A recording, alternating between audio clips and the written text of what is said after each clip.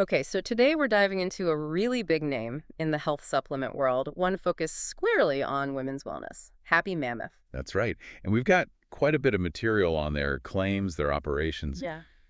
The scale is honestly pretty staggering. It really is. We're talking over 2.4 million customers, something like 36 countries, and get this, Mhm. over 7 million bottles sold globally. Wow. 7 million. Yeah, so our mission here is to unpack their strategy. How do they claim to help women get your old self back naturally, as their tagline goes? And that scale, it really signals something, doesn't it? A huge market demand. What's interesting to me is how specifically they target these, well, common pain points for women. Like hormones and gut health. Exactly, using what they describe as premium evidence-based formulas, sort of positioning themselves as filling a gap women might feel isn't being met elsewhere. Let's start with the hormone side then, because their top seller, Hormone Harmony, that seems central. It's got a 4.8 out of 5 rating, apparently. And they bill it as the #1 hormone balancing system in Australia.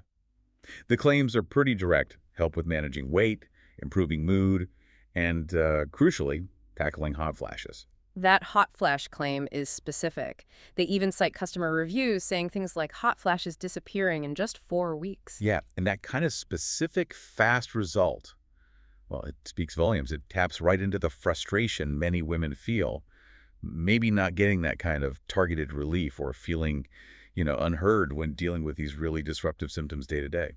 It's definitely a powerful angle, addressing those big frustrations head on. But they don't just stop at hormones, do they? There's this whole other pillar around gut health. Oh, absolutely. It seems completely central to their approach. It's not just a side thing. Is it trying to do too much, though? Hormones and gut? Or is that the point? Book connection. I think it is the point. That gut hormone axis connection, they cover a pretty wide spectrum with different products, too. Well, you've got things like their prebiotic collagen protein. That's pitched more for ongoing gut health, skin benefits, reducing bloating and gas, that sort of thing. Okay, so like maintenance. Right. But then they also have these reset type products, like the Complete Belly Reset. That one links gut health directly to metabolic performance, claiming to help reduce hunger and carb cravings. Interesting. So different products for different stages or goals. Exactly. And they even mention having a specific complete gut repair sort of checklist or protocol they follow in their formulations. And they seem to guide people towards these different options. I saw they offer new customers a free health quiz. Takes like 3 minutes. Yeah, that's smart marketing. It takes potentially a confusingly large product list and turns it into a personalized recommendation based on your specific gut and hormone needs, as they put it. A clear pathway for the customer. Right, makes sense. So if we zoom out a bit, how do they try to stand out? Beyond the specific product claims. Well, they lean heavily on kind of transparency and quality. They list these 5 reasons why they're different. A big one is that the formulas are supposedly 100% custom made by a nutritional scientist. And they emphasize using science-backed nutrients in scientifically validated doses. That sounds good, but is it verifiable? That's always the question with supplements. But they do highlight their production standards, made in Australia. Right. They mention Australian standards, things like HACCP and ISO 9001 certification.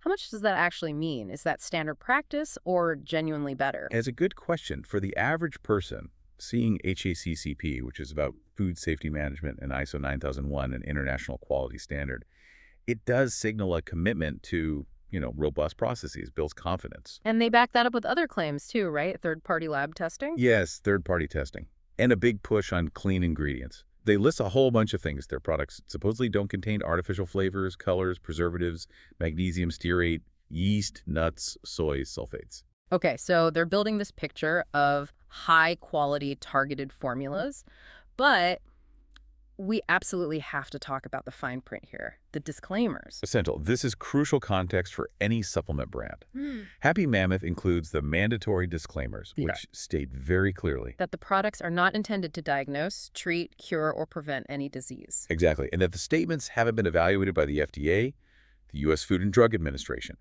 And critically, that none of this information replaces actual medical advice from a doctor. So legally, these are defined as dietary support, not medicine, despite the very specific claims about things like hot flashes or gut repair. That's the line they have to walk. It's support, not treatment. Yeah. The consumer needs to understand that distinction clearly. So summing up, we've got this huge international brand really laser focused on women's health, particularly hormones and gut.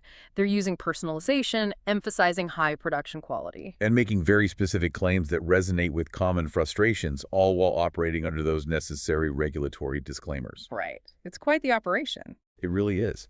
And when you look at that number again, 7 million bottles sold, primarily targeting issues like hot flashes, bloating, weight management concerns, it leads to a pretty provocative thought for you, the listener, to consider. Which is? What does this level of mass consumer investment, this turning towards supplements for these specific, often chronic issues, actually reveal about perceived gaps? Gaps in how women's health needs are perhaps being addressed or maybe not addressed through more traditional medical pathways. That's definitely something to chew on. Why are so many people seeking these kinds of solutions outside the doctor's office? Exactly. That's the deeper conversation this kind of market success really brings to the surface.